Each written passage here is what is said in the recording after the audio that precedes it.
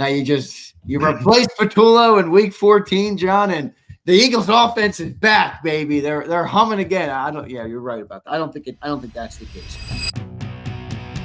And welcome in, everybody, to a Tuesday edition of Birds 365 here on JAKIB Sports. I'm your host, Zander Krause. That's my co-host, John McMullen, getting into week 14 in the NFL now, everybody, getting into the back end of the year, really. The game for the Eagles this week is not till next Monday night, so we do have a little bit extra time here, an extra day here to prepare for week number 14, Eagles versus Chargers in L.A. Johnny Mac, how you doing this Tuesday morning, brother? Doing well. Yeah, it's been a weird schedule, weird season. Another mini bye. No back-to-back home games. It's a weird schedule. It is a weird schedule. Do you think that's impacted the team at all? No, I don't know. I'm not going to make that as an excuse, but they do. I bet this has been going on for years. They play a lot of, and it just, as the NFL has increased the schedule and play on more days because the Eagles are a high-profile team. They're playing on a lot of strange schedules on the week, and they've generally handled it pretty well. This year, certainly the short weeks, they have not handled it well. Losing to the Giants, which was the worst loss of the season, and then losing to Chicago, which is, a good team, but certainly an uncharacteristic performance. They certainly haven't handled those short weeks well this season. No, they have not. We go, as you mentioned, the Giants game, and obviously this week coming in. Now they have a little bit of an extended period before the Chargers. Chargers are an interesting team. They're like destroyed on the offensive line, but they're 8-4 as well. So if you go by records and you keep telling me how great the Eagles are because their record is 8-4, well, then apply that to the Chargers. You got two good teams in the matchup next Monday night. John, let's get into what happened yesterday in Eagle Land. Nick Sirianni spoke. Eagle fans are hurling eggs at Kevin Patullo's house. For the life of me, I don't know why or who the type of people are who would do that crap. But there is some updates in Eagle Land, and we'll get into them. Let's start with Nick Sirianni's presser. Johnny Mac, sounded like Nick is maybe open to some change, John. I don't know if you took it that way, but there was a quote that was put out there by John Clark from Nick. Well, it wasn't by John Clark. John just shared it up to social media. Basically looking at everything. And he even mentioned the word scheme. I think he said we're evaluating everything. Well, look, that was my question. You can't give John Clark credit for that. It was your question. I meant John shared the quote. Yeah. But what'd you make of what Nick had to say yesterday about that? Yeah, well, I mean, I wrote about that's where you're not going to get anything from Nick overtly at this stage. He's gotten too protective of everything and everyone, but and he's a big competitive advantage guy we've talked about to a fault almost, but sometimes he says something without saying it, and there was an example of that. So, I think everybody wants this simple explanation, the simple answer, which is fire Kevin Patullo or demote Kevin Patullo. And what he said there about scheme, we will think about some different things that we want to do all over the place, scheme everything.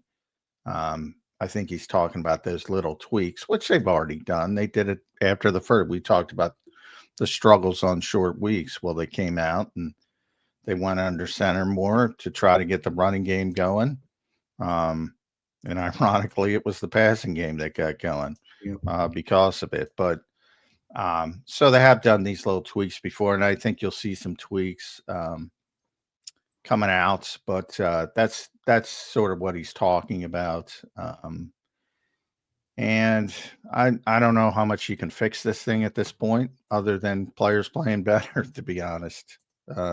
Simple as that. Do you think there'll be any change to the risk-averse philosophy of, protect the football at all costs? Will they try and open it up a little bit? I mean, there was a world when the Eagles didn't play offense this way. Now, I know Kevin Patullo wasn't the coordinator then, and Nick Sirianni was still the head coach, but it hasn't always been this risk-averse approach, in the Jalen Hurts, Nick Sirianni era. Is there a chance that they go back to that, John? And maybe, as you have pointed out last year, you thought it was unfair the way they kind of bottled up the offense. It worked, obviously, but still might be unfair. And especially as you look at it now, do you think they might make that change?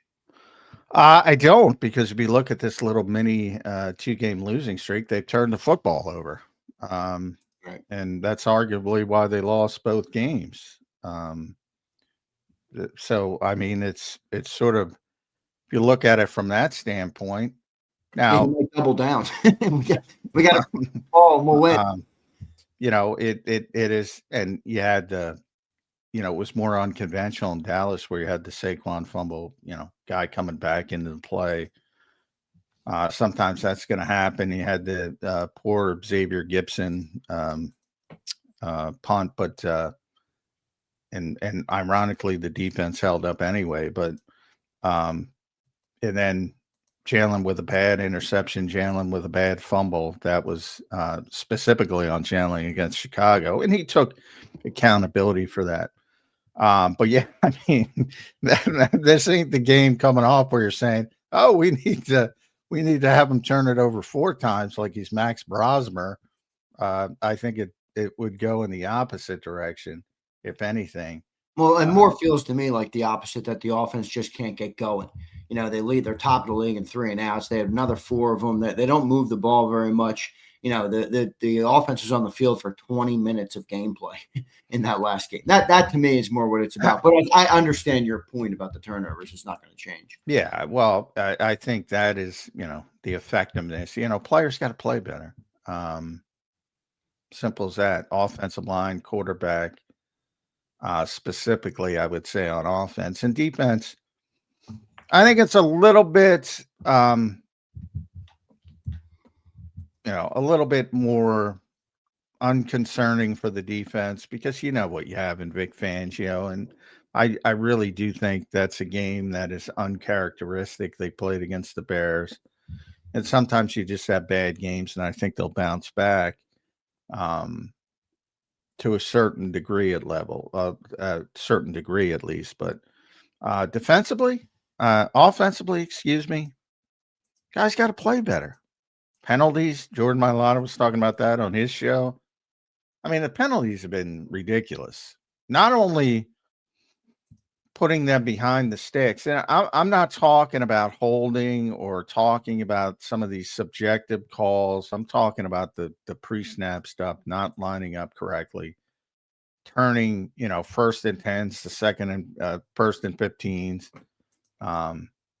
getting behind the sticks. That kind of stuff's got to be cleaned up. I mean, it's week 14. That's got to be cleaned up. And you have a bunch of veteran players. You know, you can blame the coaching staff if you want, and I know everybody will go down that route, but these are veteran players. These aren't rookies. I mean, they know what they're doing when it comes to lining up at the bare minimum. Yeah.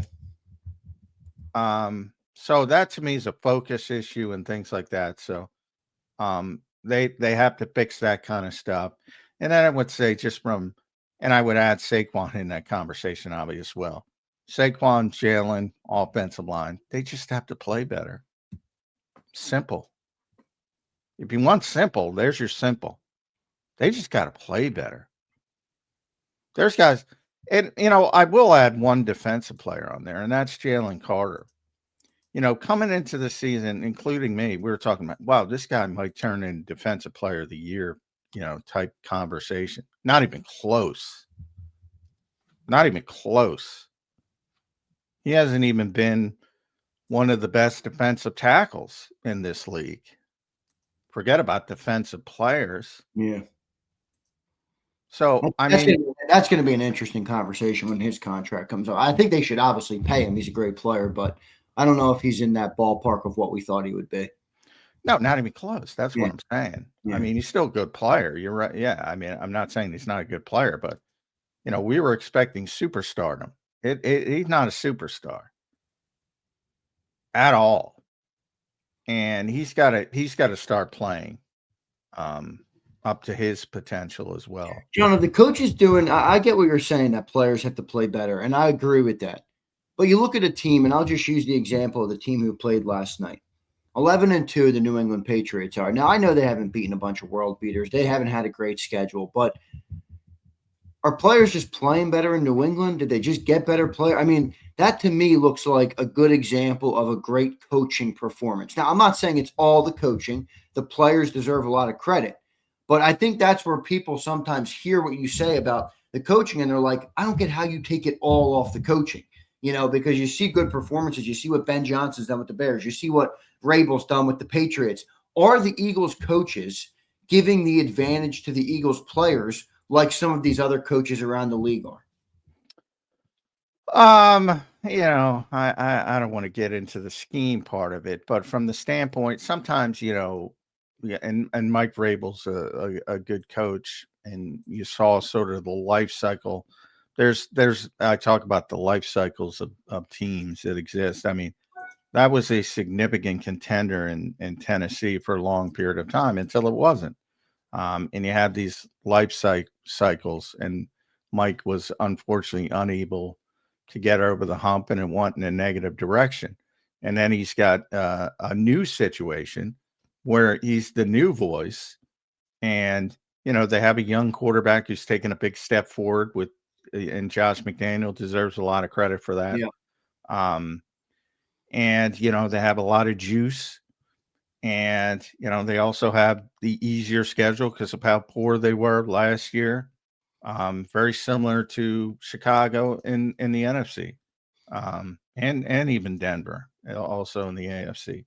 All second-year quarterbacks, all not great teams, all of a sudden surprising some people maybe, and then all of a sudden the NFL gets, you get some confidence and then the snowball starts rolling down the hill. But I think what it tells you more than anything else is how even these teams are. Yeah, you've always said that too. Yeah. The bottom after the top 5 or 8 players. Yeah. Very, very similar, very similar. So when your stars don't play like stars, you have. And by the way, the Eagles are 8-4, because it tells you that they do have stars. And I got the betting markets yesterday. They're second to reach the Super Bowl still, because nobody believes in anybody else. Yeah, it's true. And the Rams are number 1 coming off a loss, which tells you a lot as well. But I think that's what you see. And you see it in the opposite direction when you see 14-win teams fall off the cliff. You make a couple bad personnel decisions, especially a quarterback, and you're one of the worst teams in football. In less than 12 months, you go from one of the best to one of the worst. And every year in this league for 2-3 decades, there is a worst to first team. And a lot of that has to do with schedule. I talked about with San Francisco coming off the bad year with a bunch of injuries. They were going to have a good year. And I don't think they're that good, but that's what it, and we saw it with Washington last year, and they fall down to earth this year. Happens all the time in this league. It's very parity driven, excuse me. And in a lot of ways, that talks about this run of the Eagles and how impressive it is. Because when people in Philadelphia, and I talked about this, and they act like, well, you'll just put Fred Johnson in. No. That's amazing when you persevere. Yeah, right. Nothing against Big Fred. I love the guy, but no. He's not a starting NFL tackle. Yeah. It's not Tyler Steen you lost here. This is Lane Johnson, Hall of Famer. Potential Hall of Famer. And that's sort of the kind of thing and then when you start, like you see it with Sidney Brown now, and all of a sudden he's on the field. Yeah, it can go after that DeAndre Swift juke. DeAndre, and yeah, I mean, this league is very, very close, and the assumption that the Eagles, say from 20 to 53 are so much better than everybody else. That is not the case. Well, we'll see how it shakes out. John, a couple other comments that I want to get to from Nick Sirianni. He talked about play calling and obviously said, after a weekend of evaluation, where the play caller will remain the same. Now, John, I already know how you feel about this, and so I'm not going to go down that road, but I do want to approach it a little bit of it from a different angle. I was a goalie, John, when I played hockey, and you give up 5 goals in the first period. Sometimes you need a spark. Now, I know that's not a perfect comp, but this offense has just been pretty objectively bad all year. Should they look to do something like Dan Campbell? I'm not even saying it's all Kevin Patullo, but would it benefit this team to maybe let Scott Leffler, Jason Michael call a couple plays, a couple games, or wouldn't it benefit them to try and get this thing going to some extent? It feels like they're just beating the square peg into the round hole over and over and over and over again. And it's just not working, this offense this year. It's been pretty objectively bad outside of a few instances this year, a half of football here, a half of football here, the Vikings game here, but 12 games, largely it's been a pretty incompetent offense. Do you think the team could benefit from a change in play caller despite Nick saying he will not do it? I'm going to go back to 2020 to give you an example of why. I hear your spark conversation. And I think that's a real thing. And you point out, and I say it all the time, and take it back to football quarterbacks. Sometimes they have it, sometimes they don't, like Right. starting pitchers. If you give up 5 goals in the first period, you should probably bench the guy, Yeah. And try something else. You're still going to lose the game. So I get that part of it. In 2020, which went off the rails, that was Doug's last season. And mainly because of, again, personnel, offensive line issues, crippling injuries. But certainly, there were other reasons as well. But mainly that was the biggest thing. Yeah, they had a lot of injuries in 2020. At times, because Doug felt, he'd been doing it a long time and, needed a spark. In fact, he used that word, needed a spark. Handed off some play calling. I forget, it was third down. It was red zone. Something. I think it was red zone with Rich Scangarella, who was a senior offensive assistant, and Press Taylor also got to call some stuff, maybe 2-minute stuff. And I'll double check in my notes, but so he changed part of the play calling, not all of it, but part of it. Nobody knew. Nobody saw a difference. If he didn't want to tell us, we'd never know to this day. Right. Nobody knew. So are you saying it could happen and we wouldn't know, or are you saying? Well, it both could happen and we wouldn't know, and that tells you how impactful that all these people who think it's such a big deal. You can't even tell when they changed the play call. I'm not saying you. I'm saying me. I'm saying everybody. Couldn't even tell. Other than, if you're paying attention to the sideline, and obviously somebody has clearly got the play sheet in front of them and the microphone and Doug, but that wasn't the case with Doug. Andy's done it as well, and they both have it. So unless it's overt like that, you don't even know. My point is, by the plays, even though it's a different person, nobody knew. Nobody knew. And they didn't know, and they haven't known in Kansas City when sometimes Andy hands it off and sometimes he doesn't, and sometimes he takes it back. Sometimes he's a little bit more overt and you can tell, but nobody knows. That's my point. This impact of, I agree with your spark conversation, and maybe they need a spark. And maybe if they go to Parks Frazier, Scott Leffler, or Jason Michael, that to me reeks of desperation. That's why I wouldn't do it. But they'd be calling the same plays off the same chart, and you wouldn't even know. Again, unless it's overt. and they announce it, or Yeah. Which they wouldn't do. Zach Berman pointed that out yesterday on X, that Nick isn't going to just come out and say, if any changes do happen, well, he's not. everybody goes back to Sean Desai because they actually made him go out there and have a press conference like he was the defensive coordinator still, and he wasn't. And originally, they took third down play calling and went away from a defensive play call, and nobody knew. Why would they? I mean, I don't know if I explained that correctly. Is it coming across? No, it didn't. I understand what you're saying. I still think they should do something because it's not working right now. I mean, Well, that's fine. But I'm telling you, it's not going to be that big drastic difference that people want or people think they're going to get, or people, if they did it, and they're not going to do it this time, but it wouldn't be this drastic change. Like, nobody's bringing in new concepts in week 14 and new schemes. You're going to be running the same shit, just with somebody else being the final say. It's too late. That meaningful change that people want, that's off-season stuff.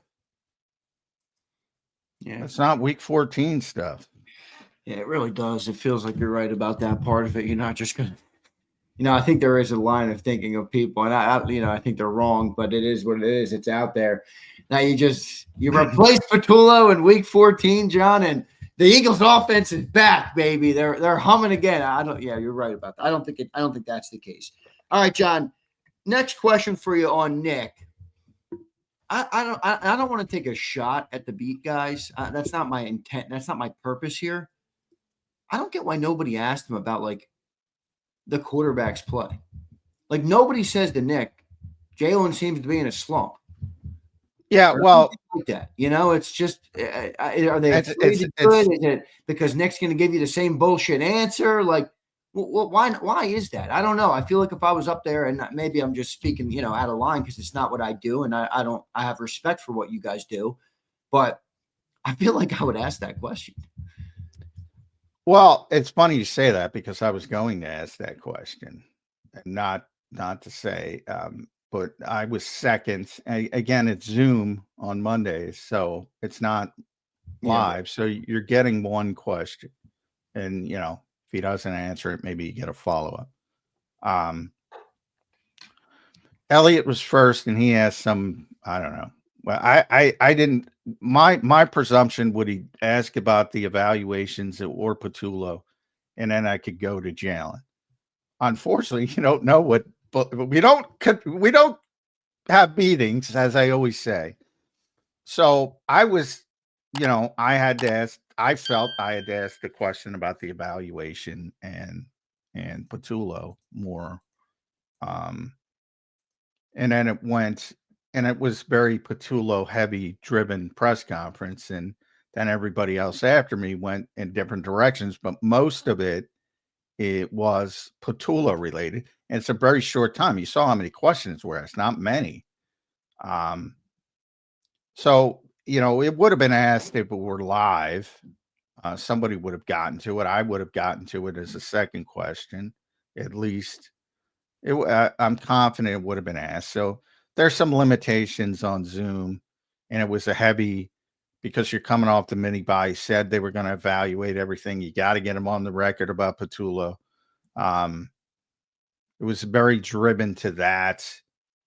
And then there was a couple weird questions, like the Calcaterra question, which is, I mean, okay, he can't block, and the Eagles keep making him block, so it's legitimate criticism.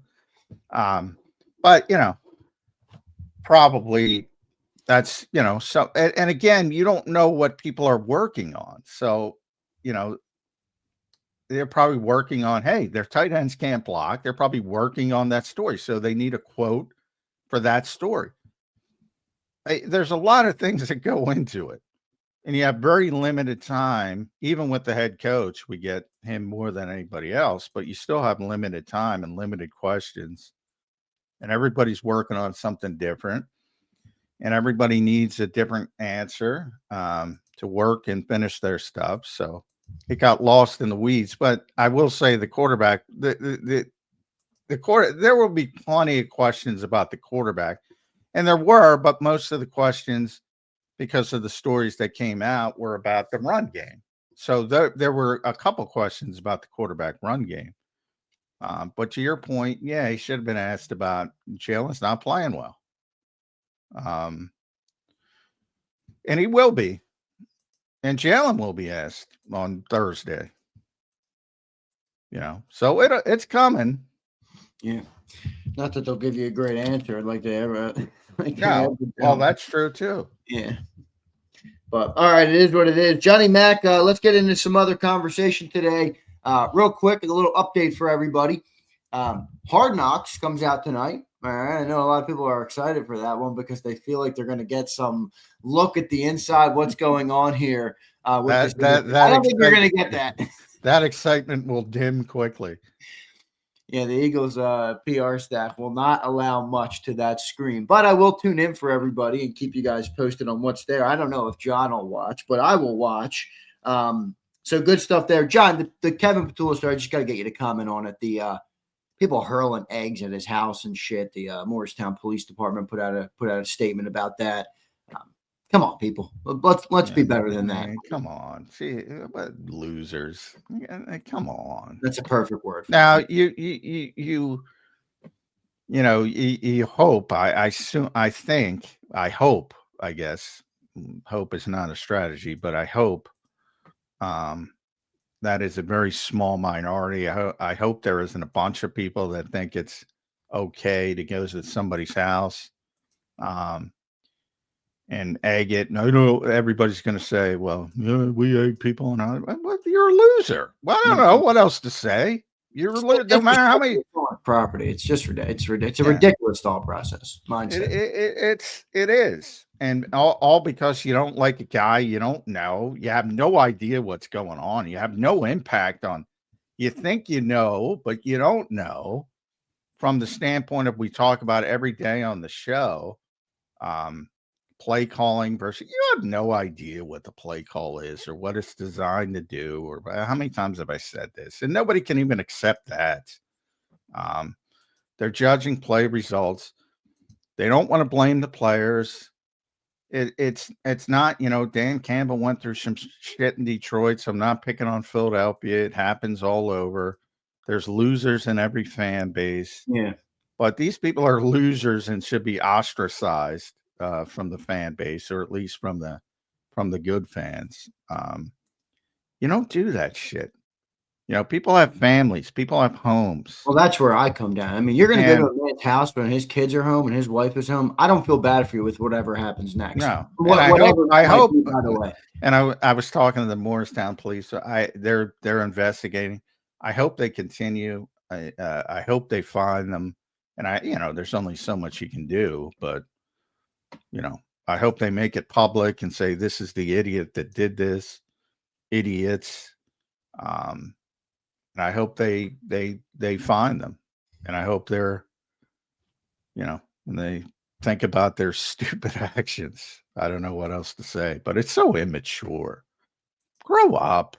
Yeah, I don't know how old or young they were. Some people thought they were young. I think they used like an AI voice, is what it sounded like on the video that was posted. I don't know. A bunch of losers. I think that's the perfect word for them, John. I'll go there. All right, John, we got a couple super chats we'll get to, and then we'll dive into some of the topics here. We do have Chris Franklin coming up in hour number 2. So we'll talk to Chris, get his takeaways on this Eagles team. And we will also gauge some super chats from the great people as well on where everybody else is feeling on this team. They are 8-4.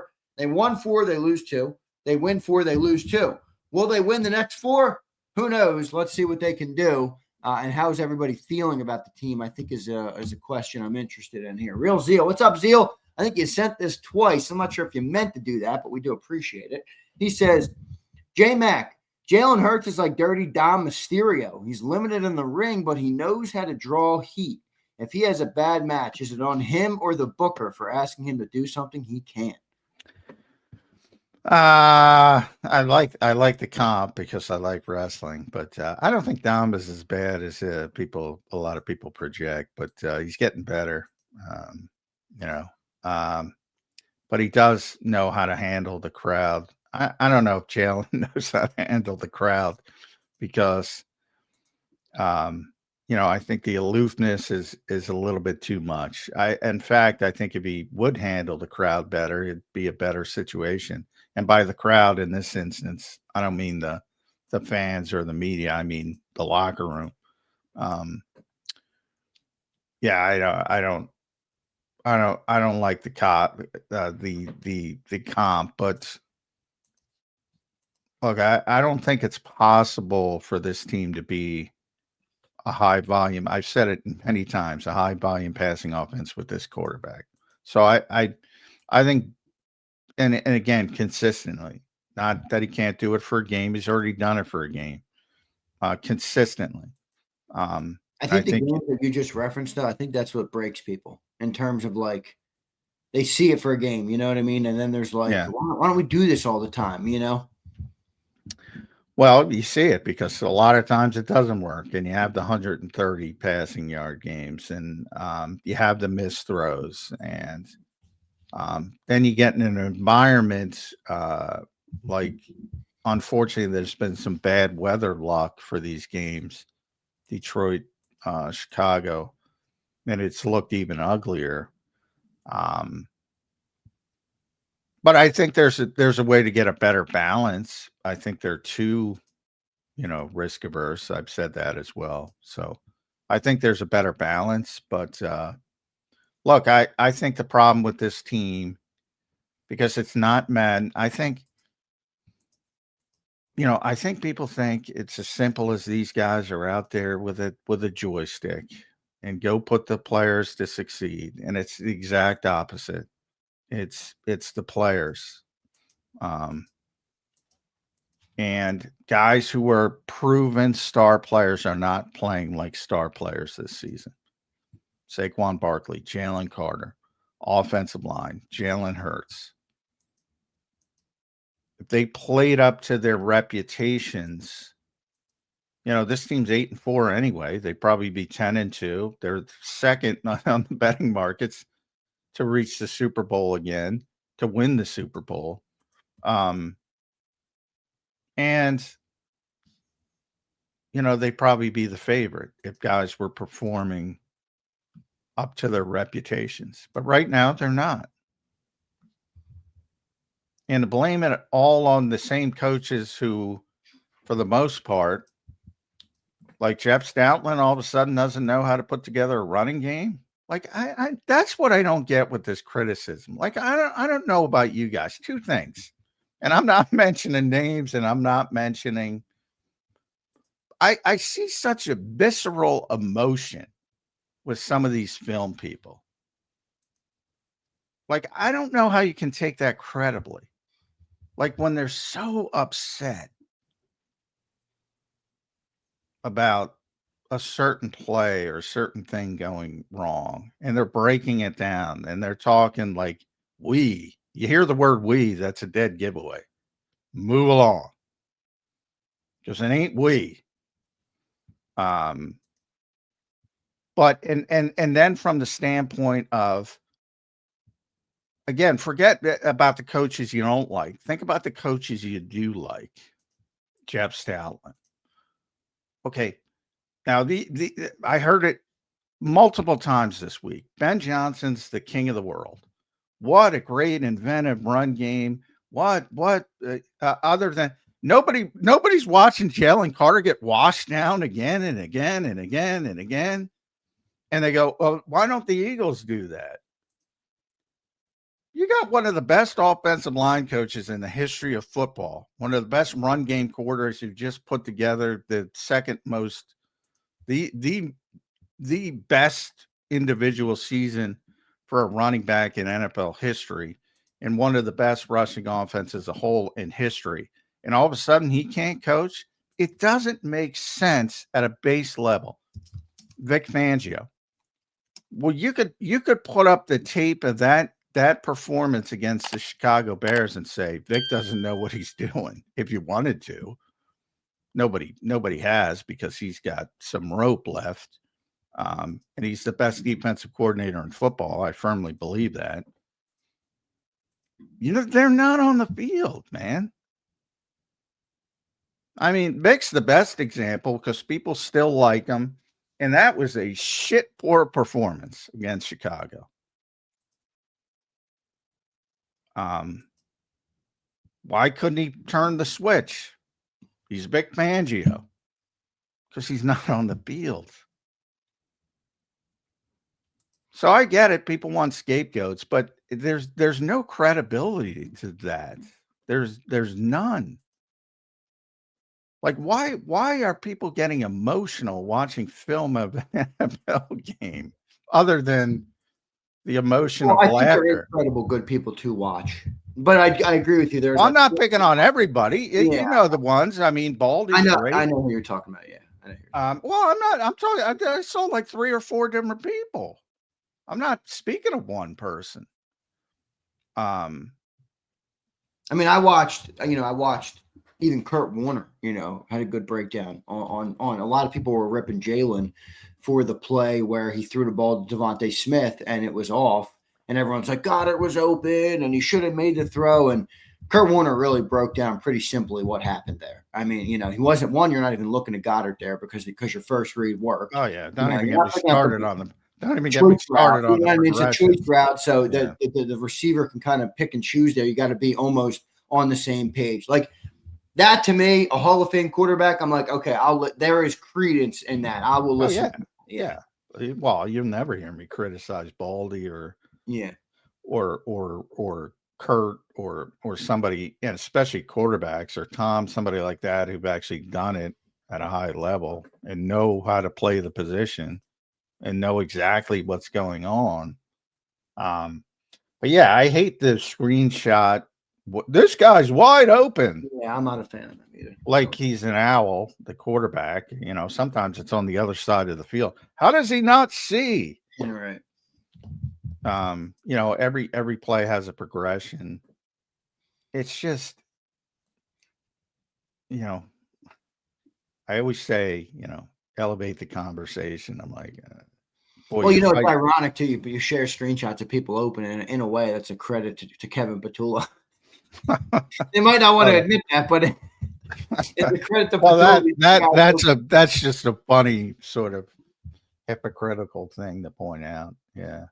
Well, I find it so because people use that term creative like it's like an answer. There's a bunch of creative guys that probably would be shitty offensive coordinators because they're trying stuff that's, they're trying a little bit too much. And it's almost become, to a lot of people as the synonym for success, creative, when it's not, but execution is. But in the NFL realm, it's if anything, in any objective measure, they've been far more creative this season than last season because they've had to be. They've had to try different things because the players are not performing at the same level. Now, I'm not saying they're Ben because they're not. But if you look at it last year, some of the red zone you've never seen in this era before. These little slide passes that Goddard off the RPO, which people say that constantly works. Or if Jalen gets it out on time, or Doug gets it out too soon, or Saquon gets his head around.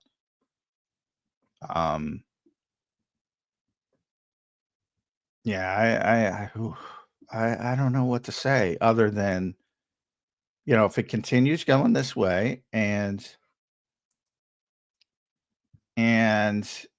they lose, say, in the first round of the playoffs and they lose badly, like it's a Tampa game, and you're going to get your scapegoats and they're going to move on and you're going to get your pound of flesh. And but until they fire Nick or until they move on from the quarterback, whomever, insert name, it's going to look awfully familiar. awfully familiar to what it looked like under Nick, Shane, Brian, Kellen, Kevin. The only thing I think that's fair, here is, well, there's a lot of fair conversations about it, depending on who you talk to. But it does feel like to me, John, they're trying to do the same shit that they did a year ago, and it's just not. It's not the same offensive line. It's not the same running back. Offense isn't playing the same. You're going to have to switch it up, in my opinion, to get a little bit more production out of them. I don't think it's all on them. I just think there is a degree to which that might help. Like last year, they're running these same run plays, and they worked. And now they're doing them again, and they don't work. So it's like, do you have to switch something up if the players aren't converting at as high of a level as they were? Well, I mean, again, what about, again, they've switched up more than they switched up last year. They made the one giant shift. How about the run game specifically, though? Well, how about the under center? How about that? Is that a switch up? That was all designed to get the running game going. Yeah, right. That is a switch up. That's fair. Again, there's been adjustments. They haven't worked to a large degree, because the players are not performing. I know that's difficult for everybody to hear, and when they last season, it was because the players were performing. It wasn't because the coaches were performing. It was the worst offense Kellen Moore ever had. Like I always say, that is such an interesting discussion. It is bizarre to me. Literally, this guy is the worst offense he ever had. Ever had. Passing offense. So passing offense. Okay. Ever had. By a wide margin. That was a great performance by the running attack. I mean, he came in. That was the whole hype about Kellen Moore. Oh, he's an 11 personnel guy. He's going to motion people. He's going to scheme people open. Had nothing to do with the passing game. The passing game was atrocious for a large portion of the season. And the running game was historic. And there's a long history with Kellen Moore in Dallas and with the Chargers. By far his worst passing offense. By far. And it's like everybody thinks it was great. It's freaking bizarre to me. And I don't know if this has ever been proven, but I've told this story before. There's supposedly childbirth is pretty painful for women, for anybody who's been involved with it. It seems like something as a man I would not want to go through again. Yeah, I can agree to that. But any ladies in the chat, I don't know. But there's supposedly some chemical in a woman's makeup that makes them forget the horrors of childbirth, or at least put it and recede it in the back of their mind, and they have more kids and yada yada yada. Some do, some don't. Up to them, whatever. You get my point. Yes, I do. Like that Super Bowl made everybody forget how bad that passing offense was. Again, I bring it up all the time, not to point out, because that happens in every NFL game, not to point out that they could have lost to the Rams. That's inconsequential. I'm saying if they lost to the Rams, that's all we would have been talking about in the offseason, you and me. All we would have been talking about it. How bad that passing offense was. We didn't talk about it at all, because they got past the Rams. Saquon dominated against the Washington, made it easier. They had good time throwing the ball, but not overtly. It was like 220 yards. Same thing in the Super Bowl. Defense dominates. They make some big plays in the passing game after the defense dominated. And everybody's like, oh, fixed. Was never fixed. Was never fixed. Well, it is a little weird that the passing game, as you pointed out, was the worst of Kellen Moore's career, and then the Eagles decided to elevate the passing game coordinator from that team. Well, he's been the passing game coordinator since 2021. Yeah, where they've never had a great passing. Even in 22, I think they were bottom half of the league. What is the obvious elephant in the room here? I get that. I agree with that. The quarterback is not a high volume passing quarterback, so he's never going to be a top passing offense. Exactly. You can change the names all you want. And Still, you will. Still, that part of it doesn't make Patullo a good fit. It's fine. You'll change the name. I mean, everybody will get their wish after the season. The name will change. So, good. So we're gonna have another new offense. I don't even, as much as I don't like Patullo, I'm at a point where I don't even know if it makes sense to fire him. You're gonna bring in another new name, and we're gonna go through this bullshit again next year. Yep.